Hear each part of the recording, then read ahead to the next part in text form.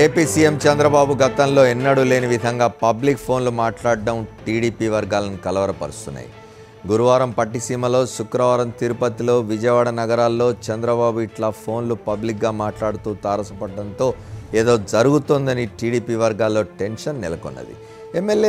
ఎమ్మెల్యేల కొనుగోలు కేసు నేపథ్యంలోనే చంద్రబాబుకు ఇలా ఫోన్లలో బిజీ అయ్యారని, ఈ పరిణామాలు ఎటు దారి తీస్తాయో అని తెలుగు తమ్ముళ్ళ ఆందోళన చెందుతున్నట్టు సమాచారం. ఎంతో ప్రాధాన్యత ఉన్న ఫోన్లు అయితే తప్ప చంద్రబాబు ఇట్లా పబ్లిక్గా మొబైల్లో మాట్లాడారనేది తెలుగు తమ్ముళ్ళ అభిప్రాయం. అయితే చంద్రబాబుకు ఫోన్లు చేస్తున్నది ఎవరో, ఆయన ఎవరెవరితో మొబైల్లో మాట్లాడుతున్నారో తెలియక టీడీపీ నేతలు తలలు పట్టుకుంటున్నారు.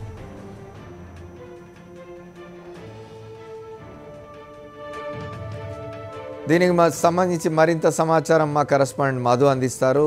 మధు, చెప్పండి, చంద్రబాబు ఇవాళ తిరుపతిలో ఉన్నారు, ఇట్లా బహిరంగంగా ఫోన్లో మాట్లాడడం మీద టీడీపీ నేతలు ఏమనుకుంటున్నారు?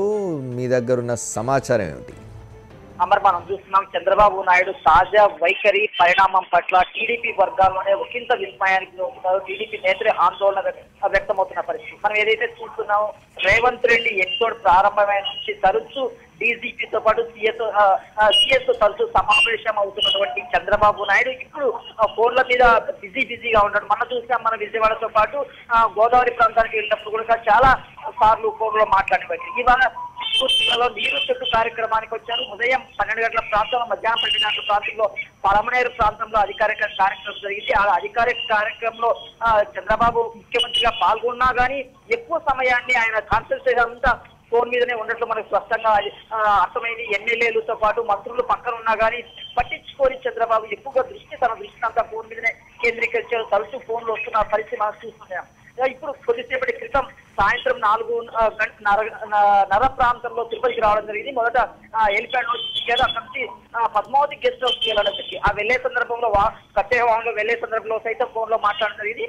అక్కడ పద్మావతి గెస్ట్ హౌస్ నుంచి వాస్తవంగా అయితే చంద్రబాబు కాన్వాయ్ లో రావాల్సింది, వాహనంలో రావాల్సింది. అయితే ప్రత్యేక బస్సు ఏర్పాటు చేసింది. ఆ బస్సులో ముఖ్యమంత్రి చంద్రబాబుతో పాటు జిల్లాకు సంబంధించిన మంత్రులు, అలాగే ఇరిగేషన్ శాఖ మంత్రి ఉమామహేశ్వరరావుతో పాటు చాలా మంది నేతలు కూర్చున్నారు. అంటే అక్కడ చంద్రబాబుతో ఆ బస్సులో కూర్చున్న సమయంలోనే మాట్లాడడానికి అవకాశం వస్తుందని నేతలంతా భావించారు, జిల్లాకు సంబంధించిన ఎమ్మెల్యేలు, ఇతర నేతలు.